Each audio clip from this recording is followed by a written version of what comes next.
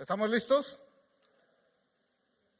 Dice la palabra de Dios a Timoteo, amado hijo, gracia, misericordia y paz de Dios Padre y de Jesucristo nuestro Señor.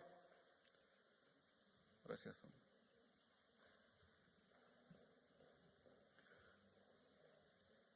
Si nos damos cuenta, en la mayoría o en la mayor parte de las cartas de Pablo, se dirige con estos términos cuando inicia sus cartas. Pablo no lo dice como un saludo. Pablo lo dice como una declaración. Nosotros cuando nos encontramos, cuando nos saludamos, ¿qué decimos? Buenos días, ¿cómo estás? Bien, aunque no sea cierto. Y la mayoría de las veces no es cierto. No estoy juzgando, estoy dando testimonio, aclaro. Cuando Pablo hace esa declaración, nosotros debemos de recordar que nuestra boca tiene poder. Y cuando lo declaramos porque lo sentimos, porque lo decimos con el corazón. Gracia, misericordia y paz.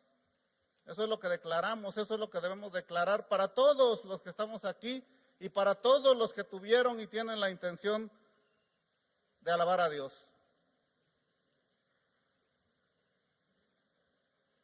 Voy a empezar esta prédica, voy a empezar a compartir esta palabra, refiriendo los hechos por los que hemos pasado, por los que hemos vivido esta semana. El mundo secular celebra la Semana Santa. Todos nos damos cuenta porque hay mucha algarabía, porque hay mucho fervor, porque hay mucha emoción. Pero si nosotros somos un poquito analíticos, ¿qué nos damos cuenta de esto? Que únicamente es una semana, si no es que jueves y viernes. Jesús no quiere que nosotros seamos cristianos de Semana Santa. Jesús quiere que seamos cristianos de toda la vida. Cuando nosotros conocemos, cuando nosotros nos damos cuenta por qué se celebra la Semana Santa, como que hay un choque, hay una contradicción en lo que vivimos. Unos se van de vacaciones, otros se quedan en la iglesia, no quieren salir de la iglesia, a otros nos da flojera venir, casi nos hacen manita de puerco para estar aquí. O sea, todo es válido. Al final de cuentas, yo creo que todos tenemos el criterio, todos tenemos el conocimiento y la sabiduría para hacerlo. Al final, cada quien platica, cuenta sus experiencias, para muchos buenas, para muchos no muy buenas, para muchos mejor, y empiezan a comparar. Empezamos a comparar. No, es que en Semana Santa no se debe de salir, es que en Semana Santa no se debe de comer carne, es que en Semana Santa, y empezamos a hacer una retrospectiva de lo que hicimos. Pero de lo que es importante no nos damos cuenta, de que en esta semana se celebra un ciclo de lo que vivió Jesús los últimos días de su vida aquí en la tierra.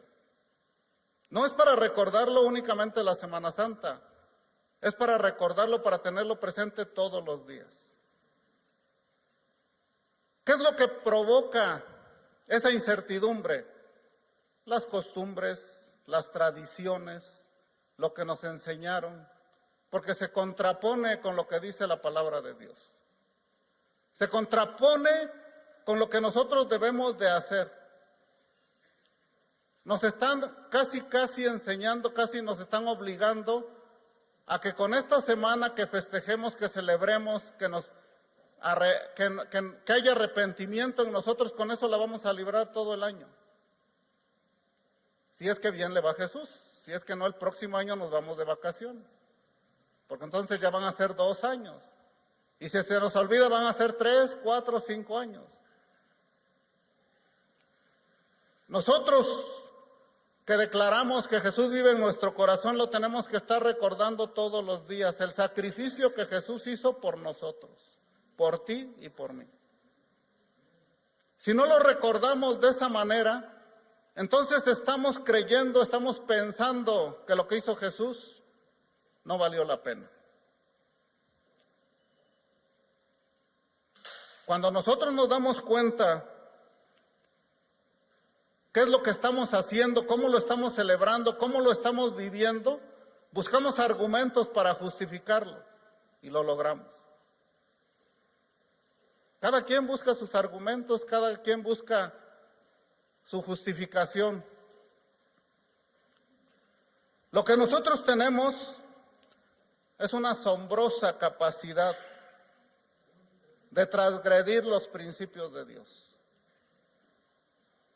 Pero no nos espantemos, así es la naturaleza humana, así somos todos. Dice la palabra de Dios que no hay un justo en esta tierra.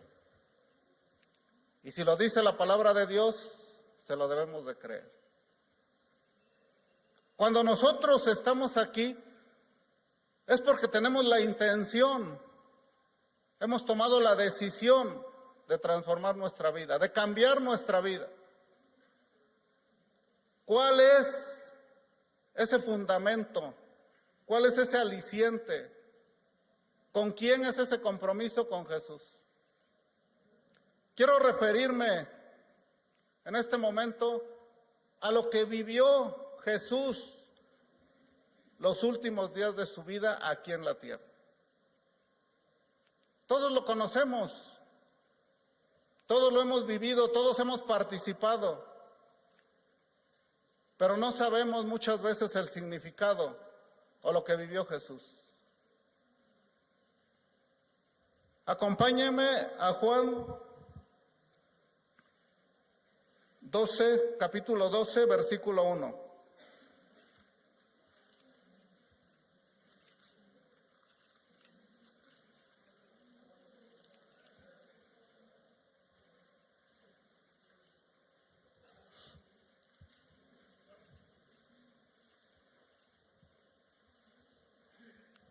¿Ya estamos listos? Dice la palabra de Dios, 6 días antes de la Pascua, vino Jesús a Betania, donde estaba Lázaro, el que había estado muerto y a quien había resucitado de los muertos. ¿Por qué es importante la llegada de Jesús a Betania? ¿Por qué lo consideramos nosotros como importante? ¿Qué fue lo que pasó cuando Él llegó a este lugar? Todos clamaban por su llegada, todos lo alababan por su llegada, todos se emocionaron de su llegada, todos gritaban, aleluya, aleluya. ¿Cuántas veces no lo hemos hecho nosotros? En el transcurso de la plática nos vamos a dar cuenta de por qué lo hicieron en esa época y por qué lo hacemos nosotros y por qué lo seguimos haciendo. ¿Qué dice Juan 12:7?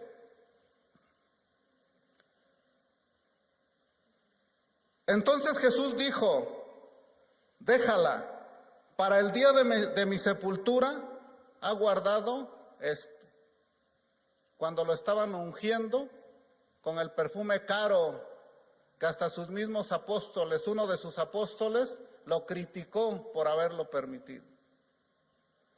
Dijo, un perfume tan caro, pudiéndolo haber vendido para dárselo a los pobres. ¿Ven el razonamiento? Y si nosotros hacemos un análisis de lo que hemos pensado, de lo que hemos vivido, no está muy alejado de lo que ese discípulo de Jesús pensó. Ni lo hacemos y juzgamos.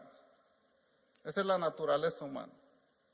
Por eso Dios nos ha dado ese dominio propio, para que cuando nosotros veamos, tengamos ese deseo de juzgar, nos detengamos y pensemos en lo que Jesús o cuál es el propósito de lo que tiene o de lo que tiene Dios para las otras personas. ¿Qué dice Juan 12:12?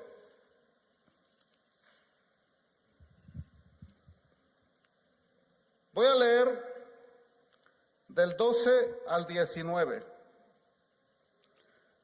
El siguiente día, dice, grandes multitudes que habían venido a la fiesta, al oír que Jesús venía a Jerusalén, tomaron ramas de palmera y salieron a recibirle y clamaban: Hosana, bendito el que viene en el nombre del Señor, el Rey de Israel. Y halló Jesús un asnillo y montó sobre él, como está escrito: No temas, hija de Sión, he aquí tu rey viene, montado sobre un pollino de asna. Estas cosas no las entendieron sus discípulos al principio, pero cuando Jesús fue glorificado, entonces se acordaron de que estas cosas estaban escritas acerca de él y de que se las habían hecho. Y daba testimonio la gente que estaba con él cuando llamó a Lázaro del sepulcro y le resucitó de los muertos. Por lo cual también había venido la gente a recibirle, porque había oído que él había hecho esta señal. Pero los fariseos dijeron entre sí: ¿Ya veis que no conseguís nada? Mirad, el mundo se va tras él.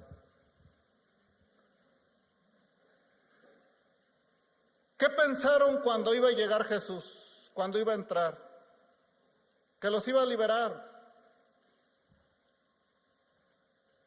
Que les iba a cambiar la vida. Lo que nosotros en todo momento pensamos. Pero no es Jesús quien nos va a cambiar la vida. Somos nosotros los que tenemos que cambiar. Somos nosotros los que debemos de tomar esa decisión. Si no somos nosotros los que tomamos esa decisión, lo vamos a ver como una obligación. Lo vamos a ver como algo que nos están imponiendo. Y es lo que todos vivimos en algún momento. Más adelante vamos a entender quiénes fueron los que gritaron, quiénes fueron los que le dieron la bienvenida, quiénes fueron los que celebraron, los que festejaron la entrada de Jesús. Más adelante dice, acompáñenme a Lucas 19.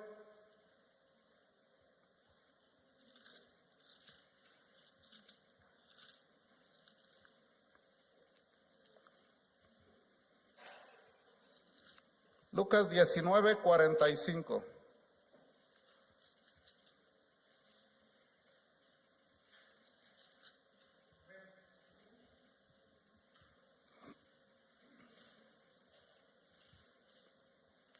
Dice la palabra de Dios: y entrando en el templo, comenzó a echar fuera a todos los que vendían y compraban en él, diciendo: escrito está, mi casa es casa de oración, mas vosotros la habéis hecho cueva de ladrones.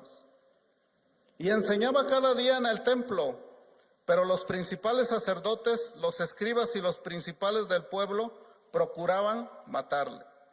Y no hallaban nada que pudieran hacerle, porque todo el pueblo estaba suspenso oyendo. O sea, él no vino a quitar la ley. Y era lo que querían, que quitaran la ley.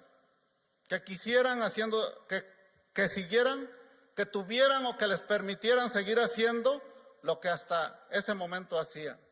Utilizando el templo para algo que no era el propósito de Dios.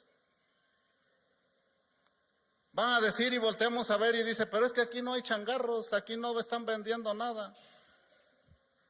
Seguramente físicamente no, pero en nuestra mente, en nuestro corazón, ¿cuántas cosas no traemos que son peores todavía que lo que vendían en el templo donde entró Jesús a quitar todo eso? Es el significado de lo que Dios quiere hacer en ti y en mí. Quitar todo eso que no nos bendice, todo eso que no nos santifica.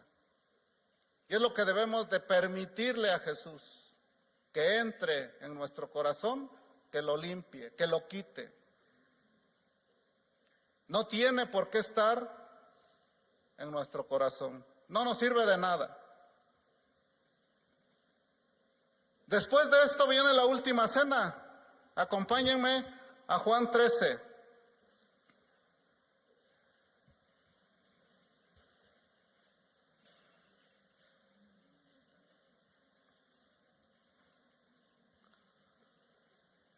Dice la palabra de Dios, antes de la fiesta de la Pascua, sabiendo Jesús que su hora había llegado para que pasase de este mundo al Padre, como había amado a los suyos que estaban en el mundo, los amó hasta el fin.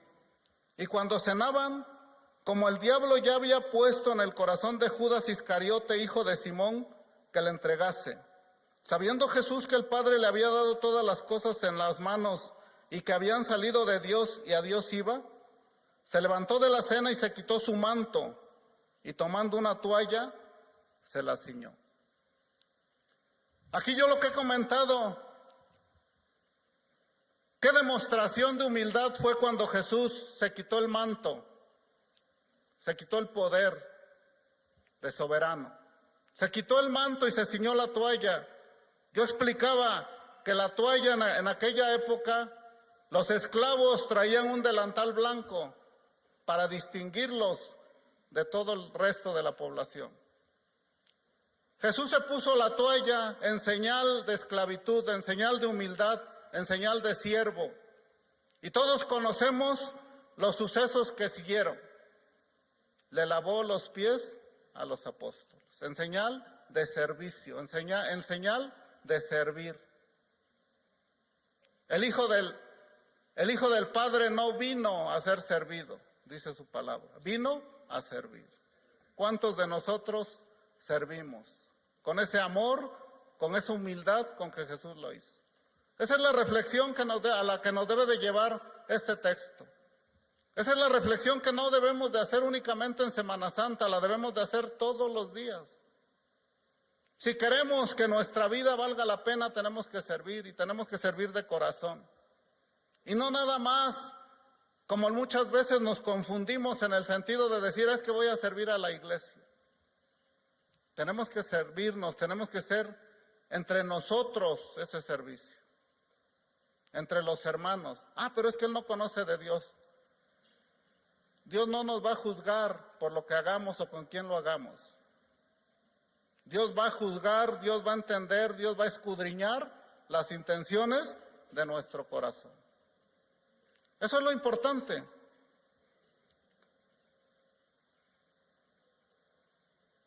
Cuando nosotros entendemos lo que fue la cena, podemos decir que ese es que eso es una tradición que nosotros tenemos, pero es lo único que está instituido en la Biblia que tenemos que hacer para recordar el sacrificio que Jesús hizo por nosotros. Y no dice que se haga cada año. Cada vez que lo hagamos, dice, que tomemos el pan y que bebamos el vino, recordemos lo que Él hizo por nosotros y por amor. ¿Cuántas veces lo hacemos? ¿Cuántas veces tomamos la decisión de hacerlo? ¿Qué vino después de la cena? ¿Qué vino después de que Él partió el pan, tomó el vino y le dijo a sus discípulos, tomen esto en memoria de mí? Acompáñenme a Marcos 15:25.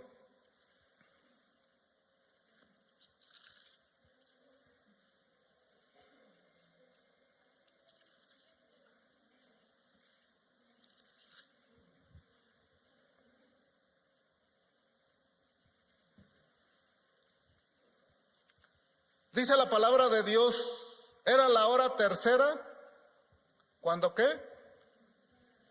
Cuando le crucificaron. Cuando le crucificaron. Después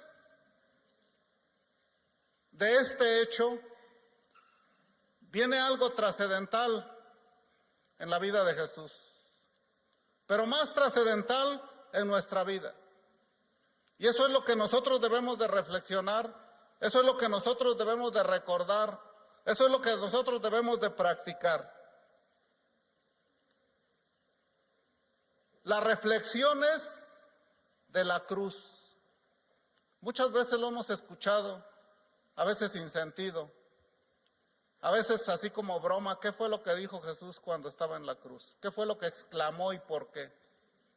¿Qué fue lo que nos quiso decir? ¿Cuál fue la intención de haberlo dicho? Acompáñenme a Lucas 23:34.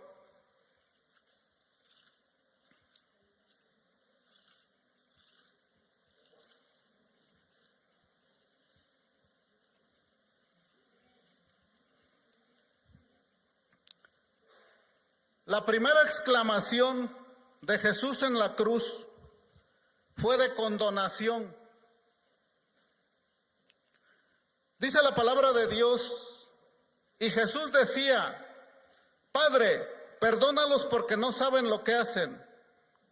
Y repartieron entre sí sus vestidos, echando suertes. ¿De qué se dio cuenta Jesús cuando estaba en la cruz? De los pecados que nosotros habíamos cometido, de los pecados que cometemos y de los pecados que vamos a cometer. Perdónalos, dice, porque no saben lo que hacen. Fue la primera exclamación de Jesús en la cruz por todos nosotros, no por los que estaba viendo en ese momento. Lo hizo por amor. Él jamás amenazó, jamás dijo, jamás su intención fue cobrarnos lo que hizo por nosotros por amor. Cualquiera de nosotros en una situación semejante o menos todavía, ¿qué decimos? Pero nos vamos a volver a encontrar. Y no se me va a olvidar. Y yo le pido a Dios que no se me olvide, porque el día que te encuentre y bla, bla, bla, bla. ¿Cuándo tenemos la humildad? ¿Cuándo tenemos la sabiduría? ¿Cuándo tenemos el amor en nuestro corazón? De decirle gracia, paz y misericordia. No importa lo que nos haya hecho. No importa las consecuencias que estemos viviendo por lo que nos haya hecho. Jesús fue crucificado. Jesús murió. Tenía un propósito. ¿Por qué no pensar que lo que nos están haciendo, que lo que estamos viviendo, no tiene un propósito para nuestras vidas? Siempre anteponemos el prejuicio. Siempre anteponemos la venganza. Siempre anteponemos ¿y por qué él y por qué a mí? Tenemos que ponernos en la situación, en el lugar en que Jesús se puso cuando fue crucificado. Fue la primera exclamación. Fue la primera exclamación de 7. Hemos escuchado muchas veces, y en la religión católica, hasta una ceremonia, una celebración hay de las famosas 7 palabras. Y las decimos, pero nunca tenemos la intención o la decisión de hacerlo. Cuando nosotros decimos, bueno, ¿por qué 7 palabras? ¿Qué intención tiene? La Biblia marca el número 7 o considera el número 7 como un ciclo, como un proceso. Yo lo he comentado, un proceso tiene un principio y un fin. Para aquellos que todavía nos justificamos con que estamos en el proceso.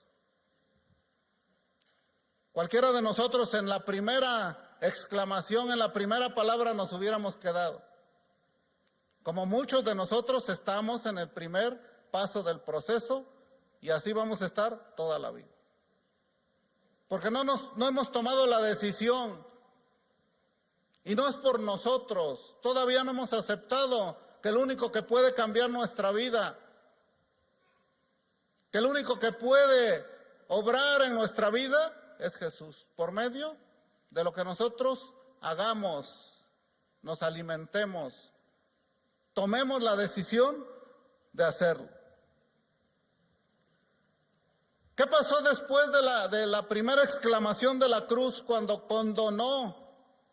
Cuando le pidió al Padre que nos perdonara. Acompáñenme a Lucas 23:39.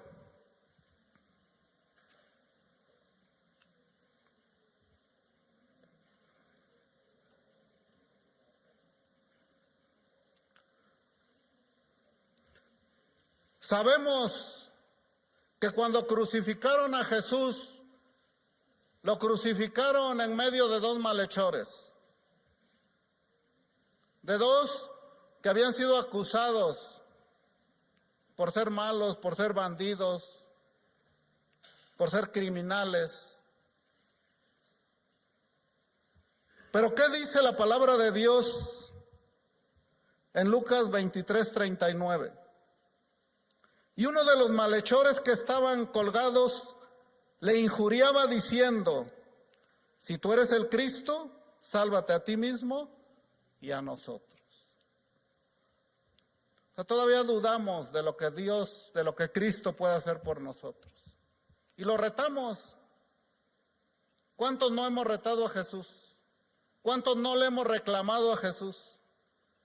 ¿Cuántos no le hemos, ahora sí como vulgarmente decimos, refregado en la cara a Dios lo que no ha hecho por nosotros? Y lo que supuestamente nosotros hacemos por Dios. El desafío de este criminal es el desafío que nosotros seguimos haciendo con Jesús. Pero más adelante, en Lucas 23, 40 y 41, el otro de los criminales que estaba con Jesús, ¿qué dijo? Respondiendo el otro, le reprendió diciendo: ¿ni aún temes tú a Dios estando en la misma condenación? Nosotros a la verdad justamente padecemos porque recibimos lo que merecieron nuestros hechos, mas este ningún mal hizo. Uno se arrepintió, uno reconoció la situación en la que estaba, el otro no. ¿Qué parte de ese costado, qué parte de ese lado de Jesús somos? ¿En qué parte de ese lado estamos? ¿En el lado de los que reconocemos y nos arrepentimos? ¿O en el lado de los que desafiamos a Jesús, de los que desafiamos a Dios? Porque Jesús en su infinita misericordia, y nos damos cuenta allí mismo en Lucas 23:43, donde proclama la segunda exclamación de la cruz, y le dijo, entonces Jesús le dijo: de cierto te digo que hoy estarás conmigo en el paraíso. ¿Por qué es importante esto? ¿Por qué les preguntaba de qué lado están? ¿Por qué les preguntaba de qué lado estamos?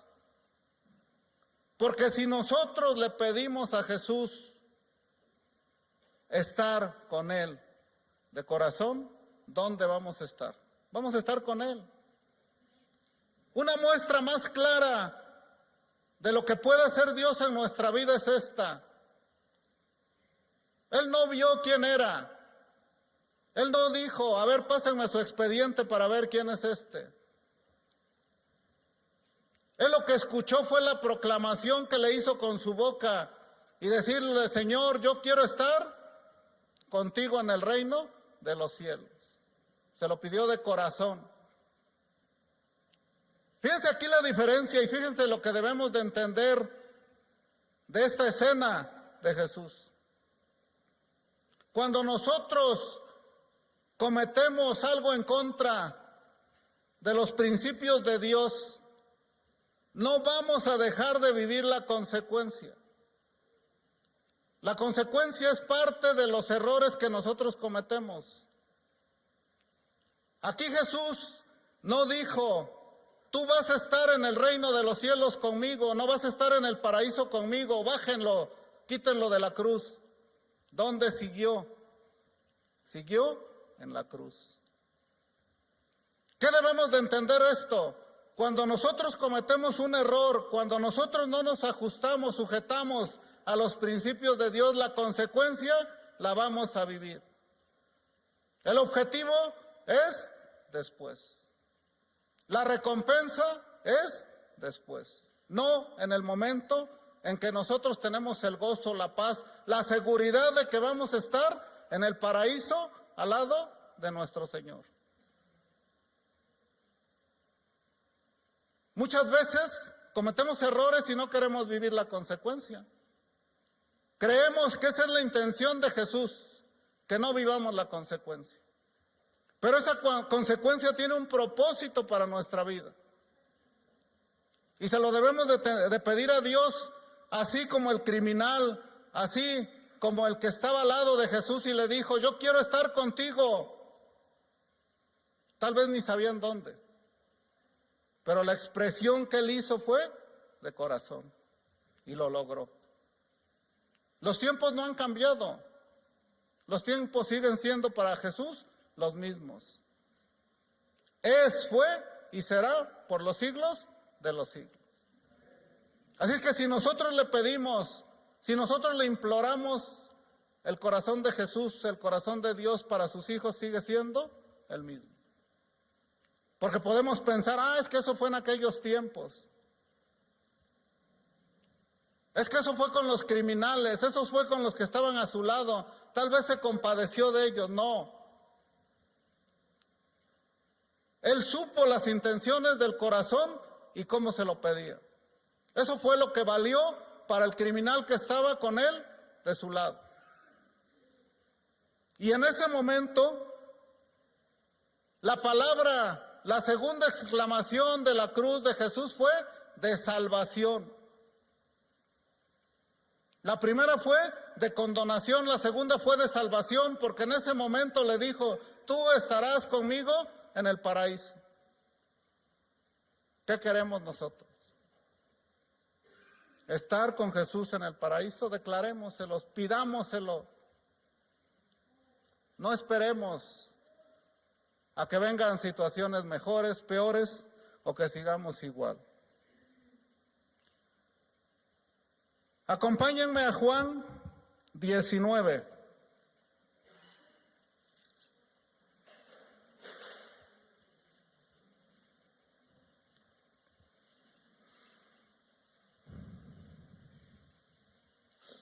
La tercera palabra de Jesús, la tercera exclamación de la cruz fue de previsión. Dice la palabra de Dios, cuando vio Jesús a su madre y al discípulo a quien él amaba, que estaba presente, dijo a su madre, mujer, he ahí tu hijo. Después dijo al discípulo, he ahí tu madre. Y desde aquella hora el discípulo la recibió en su casa.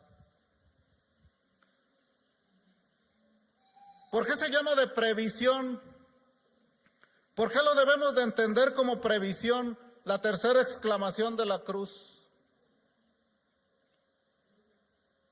La escena que nosotros debemos de imaginar en este momento es cuando Jesús está colgado en la cruz. ¿Y quién lo está observando? ¿Quién está con él? ¿Quién no lo ha dejado? Su madre. Pero aquí no por eso dice que tenemos nosotros que venerarla. Por eso él como que se apartó, como que en ese momento se apartó espiritualmente de ella.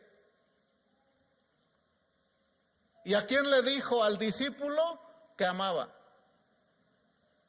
Madre, ahí está tu hijo. Hijo, ahí está tu madre. En ningún momento se refirió a que era madre de él. Ahí está la separación espiritual que nosotros debemos de entender. ¿Cómo no tenemos ninguna relación, si lo creemos de esa manera, con la madre de Jesús? Fue un instrumento de Dios para que se cumpliera únicamente la Escritura. Pero si nosotros nos vamos a los hechos y cómo sucedieron ya en lo humano, ya en lo real, estamos viendo una escena de un hijo muriéndose y de una madre observándolo. La madre, como lo explicaban en algún momento, pues yo creo que todos nos imaginamos el dolor de una madre, porque no es lo natural que la madre entierre al hijo. pero lo entendemos, lo percibimos, tenemos la sensibilidad. Y eso es lo que debemos de cuidar, no perder esa sensibilidad,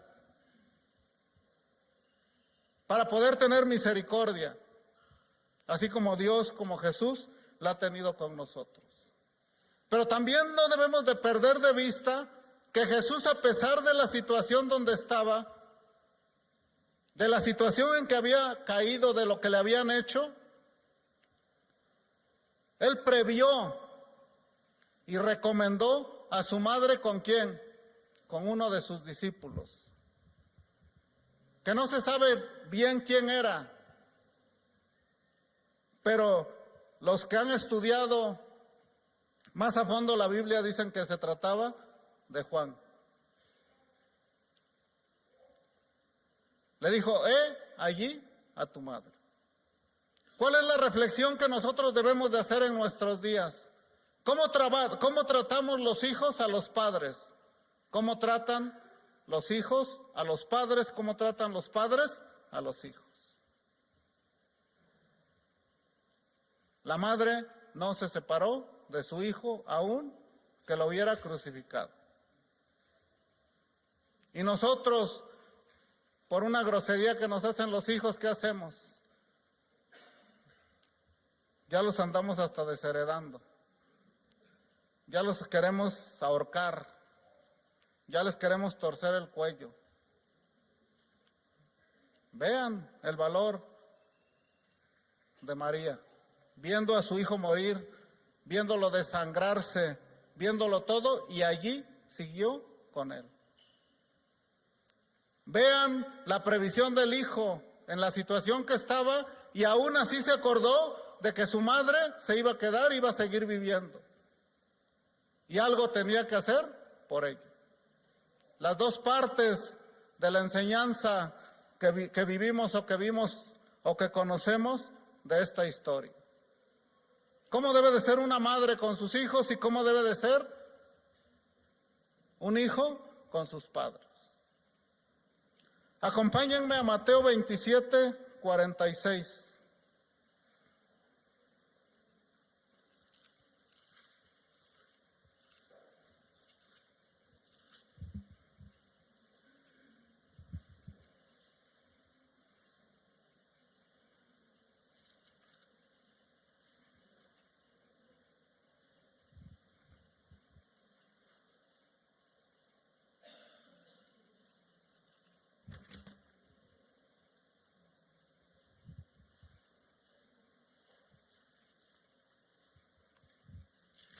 Aquí,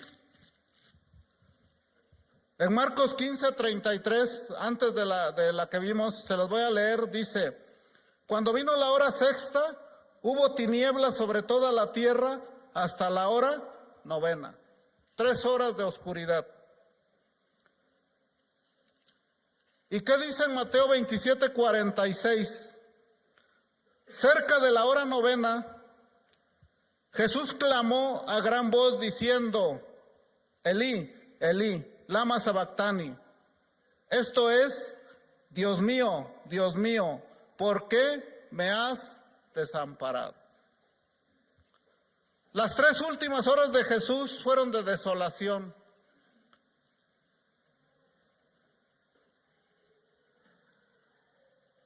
Aquí nosotros debemos de imaginarnos cómo fueron las 3 últimas horas de Jesús.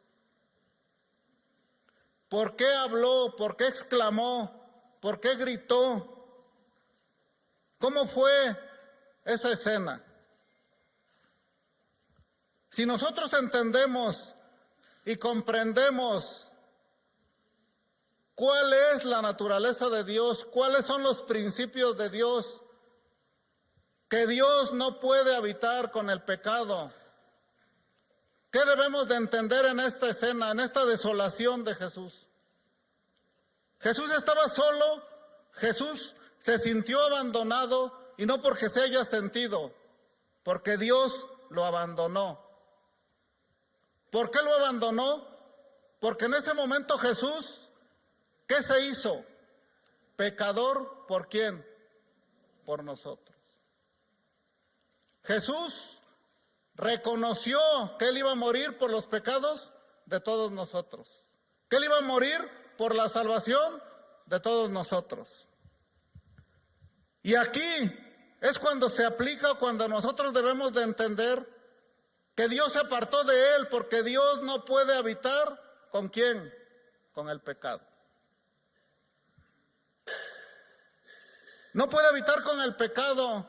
Y yo lo comentaba en otra ocasión.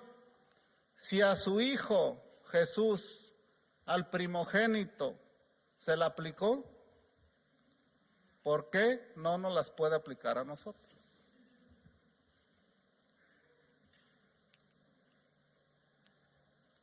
Ahí es donde nosotros debemos de entender por qué debemos de ser radicales con el pecado. Ahí es donde nosotros debemos de entender por qué nos tenemos que apartar del pecado. Ahí es donde nosotros debemos de entender por qué sentimos esa soledad cuando pecamos. Ahí es cuando nosotros debemos de sentir ese vacío de que fuimos o que somos pecadores y que necesitamos de Jesús y que necesitamos de Dios en todo momento para que el enemigo no venga a nuestra mente a inducirnos a coquetear con el pecado. Y es lo más fácil. Si nosotros no estamos en la gracia de Dios, si nosotros no estamos en la misericordia de Dios, si nosotros no estamos en la paz de Dios. Ahora entendemos por qué Pablo en sus cartas, con lo primero que empezaba era con gracia, paz y misericordia para todos. Porque es lo que no nos debe de faltar para que no venga a nuestra mente el pecado. Porque Pablo entendía de las consecuencias que era pecar. Porque Pablo sabía lo que se sentía estar a solas, sin la presencia de Dios. La cuarta exclamación fue de desolación, en el sentir de que Dios se apartó del pecador. Y en ese momento, ¿quién era el pecador? Jesús. Todo lo que hizo Jesús por nosotros. Para que nosotros tuviéramos esa libertad, para que nosotros tuviéramos la paz, para que nosotros tuviéramos el gozo. Eso es lo que debemos de reconocer, eso es lo que debemos de recordar.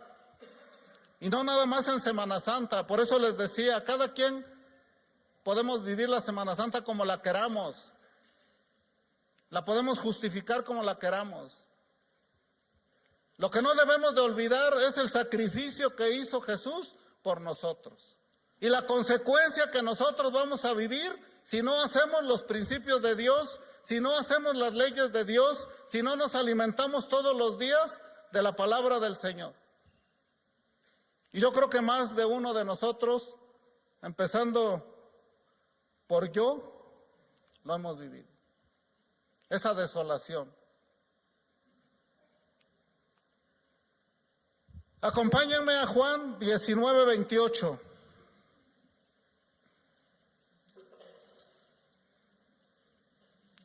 Juan 19:28.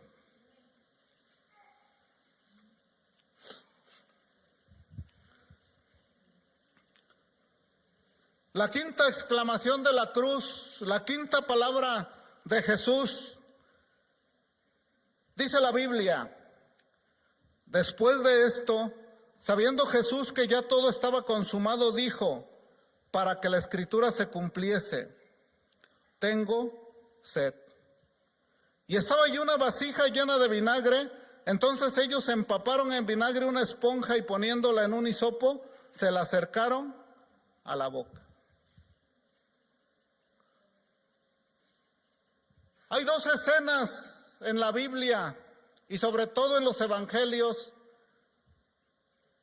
donde le dan aceite, donde le dan vinagre a Jesús. En la primera escena, Jesús no tomó el vinagre. ¿Por qué no lo tomó? Porque el vinagre estaba mezclado. En un texto de la Biblia dice que con mirra. Y en otro texto de la Biblia dice que con hiel. Al final de cuentas, los dos textos se refieren a lo mismo. La hiel o la mirra era un narcótico que en esa época lo usaban para quitar el dolor de los que eran crucificados o de los que eran golpeados. ¿Por qué no lo tomó Jesús la primera ocasión que se lo ofrecieron? Porque él quería vivir en toda su expresión, en todo su sentir, el castigo de Dios, ¿por quién? Por nuestros pecados. Si él tomaba ese vinagre con miel, se iba a dormir, era un narcótico, no iba a sentir. ¿Y qué caso hubiera tenido? Cosa que nosotros hacemos. Que me siento desolado. Oye, Lalo, me siento desolado, vamos a la Azteca. ¿Cómo decías, Lalo? ¿A dónde nos vamos? ¿Cuántas cosas hay para quitar el dolor? Para no sentirlo. ¿A dónde nos inducen? ¿A dónde nos invitan? ¿A dónde nos llevan? Aquí es una muestra clara de que Jesús también tuvo la oportunidad de haberlo hecho. No lo hizo. ¿Qué dice Mateo 27:34?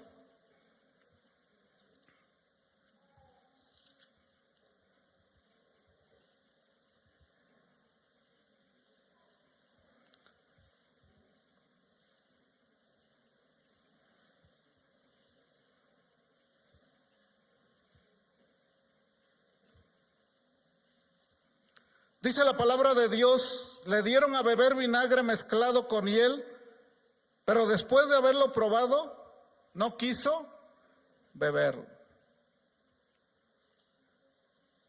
¿Qué dice Marcos 15:23?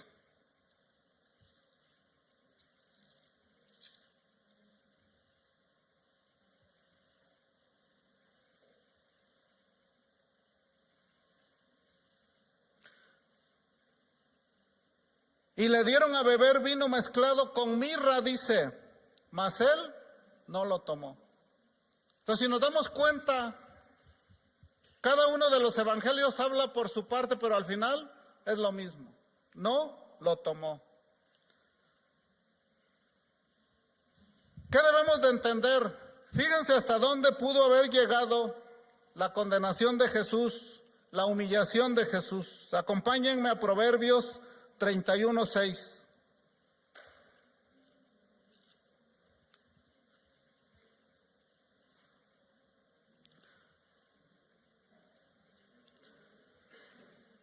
En el Antiguo Testamento se refiere a lo siguiente. Proverbios 31:6. Dad la sidra al desfallecido y el vino a los de amargado ánimo. Beban, dice, y olvídense de su necesidad y de su miseria no se acuerden más. Si tomamos en cuenta lo que dice el Antiguo Testamento y lo relacionamos con lo que estaba viviendo Jesús en ese momento, ¿cómo lo estaban tratando? ¿Cómo lo estaban humillando? Cada una de las cosas que nosotros sabemos y que hemos visto en representaciones y hemos leído en la Biblia, tiene un propósito de humillación para Jesús. Él no lo tomó no porque lo pudieran humillar más o menos. Él no lo tomó porque él quería vivir en carne propia lo que muchos de nosotros intentamos vivir y a la primera desfallecemos. O fácil no los tomamos. Lo hemos vivido. Damos testimonio claro de eso. Para la gloria de Dios, lo estamos contando. Eso es lo que nosotros debemos de entender, cómo Jesús fue directo, fue completo, no fue por partes. Él vivió esa crucifixión con todo.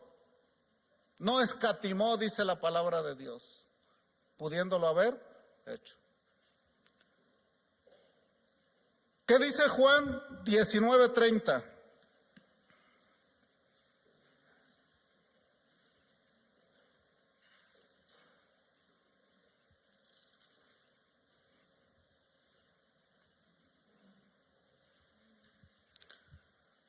La sexta exclamación de la cruz es de consumación. ¿Y qué dice la palabra de Dios? Cuando Jesús hubo tomado el vinagre, dijo, consumado es. Y habiendo inclinado la cabeza, entregó el Espíritu. ¿Qué es lo que nosotros debemos de entender en esto? Cuando Jesús dijo consumado es, no se refirió a que terminaba la escena, a que terminaba su participación en el acto.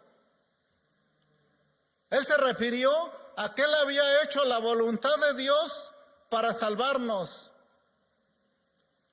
que él había cumplido el propósito de Dios para salvarnos por nuestra salvación.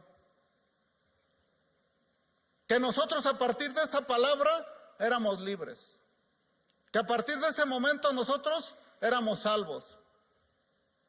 Era la garantía de haberlo hecho. Yo pongo el ejemplo a veces burdo, pero es más claro. Si nosotros fuéramos al súper y trajéramos nuestro carrito lleno, como si fuera quincena, y alguien nos dijera, pásale, ya está pagado. A eso se refirió Jesús cuando dijo, consumado es, pagado está, tú ya no debes nada. Debemos de creerle a Jesús, debemos de reconocer, y no porque lo vayamos a beneficiar con nuestro reconocimiento. Debemos de reconocer lo que hizo Jesús por nosotros.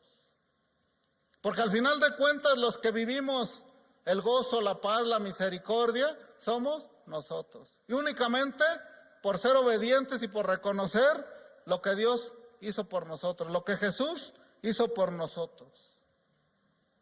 Acordémonos siempre de esa palabra, consumado es. Acompáñeme a Lucas 23:46.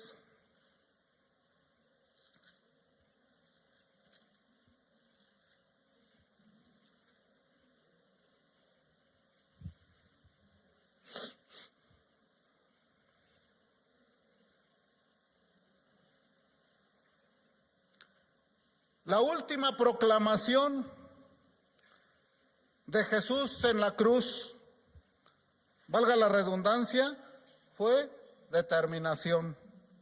Y dice la palabra, entonces Jesús, clamando a gran voz, dijo, Padre, en tus manos encomiendo mi espíritu. Y habiendo dicho esto, expiró. ¿Qué es lo importante? Cuando nosotros leemos la palabra de Dios y vemos en Lucas 23:46 donde dice, expiró, y nos vamos a Juan donde dijo, entregó su espíritu. ¿A qué se refiere? A que a Jesús no lo mataron. Jesús entregó su vida por nosotros. Jesús dio su vida por nosotros.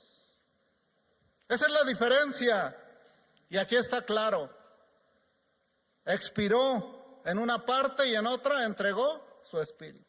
En tus manos entrego mi espíritu. ¿Por quién? Por nosotros. Estas son las 7 exclamaciones de Jesús en la cruz que no debemos de olvidar y que a cada momento las tenemos que recordar,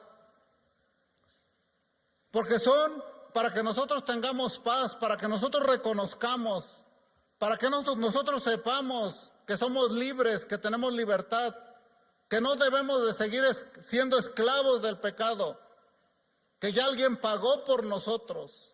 Acordémonos de ese carrito del súper cuando alguien dice, pásale, ya está pagado, te ganaste la lotería. Con Jesús no nos ganamos la lotería, nos ganamos la salvación. Si eso es poco para nosotros, entonces yo creo que tenemos que buscar otro libro donde nos ofrezcan más. Pero yo creo que algo mejor o algo más no hay.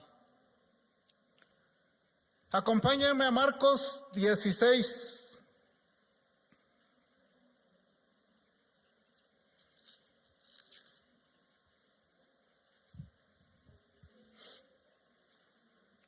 (16:1). Aquí viene el desenlace de la historia de Jesús en la tierra.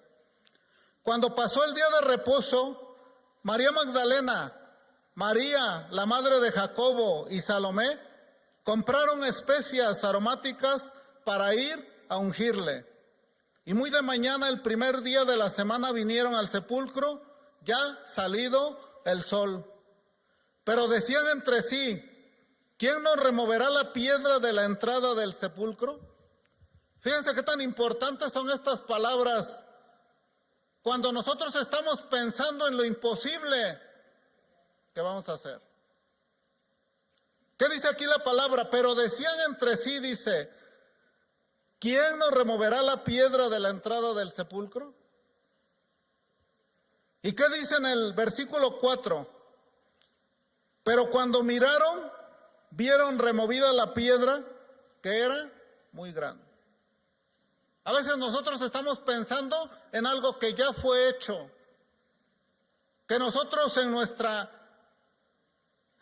capacidad de razonamiento no lo pudiéramos haber hecho. Ellos estaban pensando en la piedra que estaba en la entrada del sepulcro. ¿Quién se las iba a quitar? Pero fíjense el valor de las mujeres. Ellas no se detuvieron. Y muchos de nosotros, ¿qué hacemos? Nada más de pensarlo, nos detenemos. ¿Cómo yo perdonarlo? Ahí está la piedra del sepulcro. Cuando Dios ya lo perdonó. Pensando en la piedra que está en la puerta del sepulcro, cuando Dios ya la había quitado. ¿Qué es lo que debemos de entender de esto? Que nosotros solo debemos de confiar en Dios. Que nosotros nos debemos de dejar guiar por Dios. Por eso la exclamación que hacemos, la proclamación que hacemos, Dios proveerá. Y cuando se lo pedimos, aquí está claro, las mujeres estaban pensando en quién les iba a quitar la piedra cuando la piedra ya estaba quitada. Nosotros podemos estar pensando quién nos va a solucionar el problema y tal vez ni nos hemos dado cuenta de que el problema ya está resuelto. Que únicamente se trata de un sí o de un no. De un te perdono, que Dios te bendiga. De un gloria, paz, misericordia. ¿Nos cuesta trabajo? Seguramente sí. Pero no lo vamos a hacer en nuestras fuerzas. Lo vamos a hacer en las fuerzas de Dios. Para eso tenemos que abrir nuestro corazón a aceptar. Pero para que Jesús entre a nuestro corazón y lo gobierne, ¿cómo debe de estar nuestro corazón? Limpio.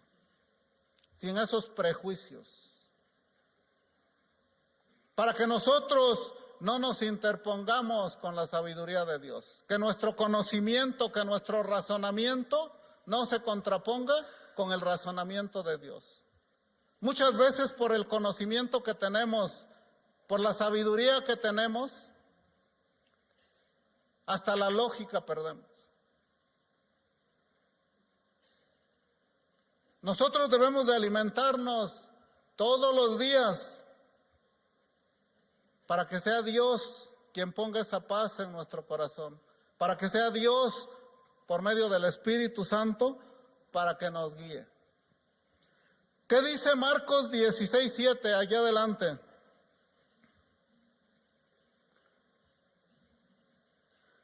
Pero oíd, dice, decid a sus discípulos y a Pedro, que va delante de vosotros a Galilea, allí le veréis, como os dijo.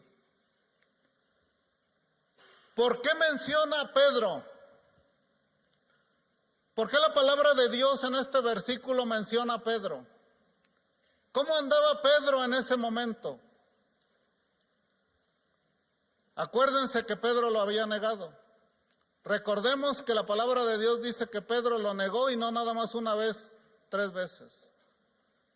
Imagínense, yo creo que el que menos quería que resucitara o que se cumpliera la escritura era Pedro. ¿Cómo nos sentimos nosotros cuando fallamos? Como Pedro. Imagínense cómo andaba Pedro, no que no resucite porque se va a acordar que le fallé. Que no se cumpla la escritura porque me va a venir a reclamar que le falle. ¿Qué sentiría Pedro cuando escuchó que lo mencionó el ángel? Y le dijo, pero oíd decirle a sus discípulos y a Pedro, porque así dice la palabra, que él va delante de vosotros a Galilea, allí le veréis, como os dijo.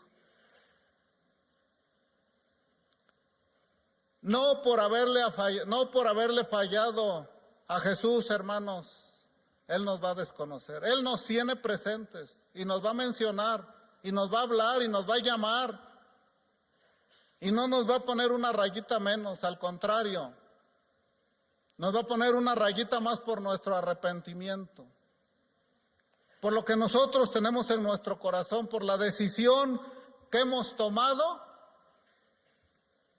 de buscarlo, de aceptarlo y de seguirlo. Es claro el mensaje donde dice, toma tu cruz y sígueme. Toma tu cruz y sígueme. Una vida no fácil. Pero cuando Dios nos los menciona por medio de Jesús es porque es cierto. Y porque ya Jesús lo vivió. ¿Qué es lo que tenemos que hacer? Tomar la cruz y seguir. Yo hasta en forma chusca digo, la cruz no dice VIP, dice INRI. Aquellos que buscamos una cruz VIP, no existe. La cruz de Jesús pesa. La cruz de Jesús duele. El camino del Calvario fue largo. Pero al final, lo que estamos viviendo es la resurrección de Jesús. Reconocer que Jesús está vivo. Reconocer que Jesús está con nosotros. Y que Jesús resucitó para no apartarse jamás de nosotros. Esa es la sabiduría que nosotros debemos de tener. Eso es lo que debemos de reconocer de estas fechas. Eso es lo que en todo momento nosotros no debemos de olvidar. Que no es una semana, que no es una semana, que es toda la vida. Ese es el proceso. Ese es el proceso que Jesús inició y terminó para nuestra salvación. Ese es el proceso que nosotros debemos de tomar la decisión de iniciar. Y no en la primera exclamación, ni en la segunda, ni en la tercera. Acuérdense que para la Biblia el 7 es infinito. Eso es lo que Dios quiere de nosotros. Eso es lo que Dios quiere ver en nuestros corazones. La intención de seguir. La intención de comprometernos cada día con Él. ¿Para qué? Para que seamos salvos. Esa es la promesa. Y tenemos que creer. Yo los invito a que en este momento cerremos nuestros ojos, nos pongamos de pie y reconozcamos el sacrificio que hizo Jesús, por la libertad que tenemos en Cristo, que reconozcamos que somos libres, que ya fuimos perdonados, que no estamos atados a los pecados que en nuestra mente todavía vienen, que debemos de reconocer que Jesús ya lo hizo por ti y por mí, que Jesús ya nos perdonó, que lo único que tenemos que hacer es seguir el ejemplo de Jesús. Así como Él clamó por nosotros, por misericordia, para que Dios nos perdonara, así lo hagamos por los hermanos que todavía están alejados de Dios, que todavía están alejados de Jesús. Y muchas veces, ese sí te perdono, muchas veces en ese te bendigo, puede ser la palabra para que esa persona llegue a los pies de Jesús y viva la paz, el gozo que vivimos y no la desolación de ser pecador. Padre bendito, en esta hora clamamos a ti, Señor, porque este pueblo tuyo tenga esa decisión en su mente y en su corazón de entregar todo pecado, Señor, que hemos traído arrastrando, todo aquello, todo ese lastre que no nos permite, Señor, gozar de tu paz, de tu entendimiento, de tu sabiduría. Danos, Señor, esa paz que sobrepasa todo entendimiento para que podamos proclamar tu palabra, Señor, para llevar, Señor, tu evangelio, para que conozcan todos los que no saben esa paz, Señor. Te pido, Señor, que abras nuestro entendimiento, que abras nuestro corazón, que limpies todo pecado. Que seas tú, Señor, haciendo tu voluntad en nosotros, mostrándonos el camino para que tengamos la recompensa de estar a tu lado en la vida eterna, Padre misericordioso. Yo te doy gracias, Señor, por la vida de cada uno de mis hermanos que están aquí presentes, por todos los que no pudieron venir, Señor. Ten misericordia de ellos, tráelos, Señor, con lazos de amor, tráelos, Padre misericordioso, para que se sumen, Señor, al gozo que tenemos en tu paz, en tu misericordia, en tu gracia, Señor. Te lo pedimos, Padre, en el nombre poderoso de Jesús. Amén.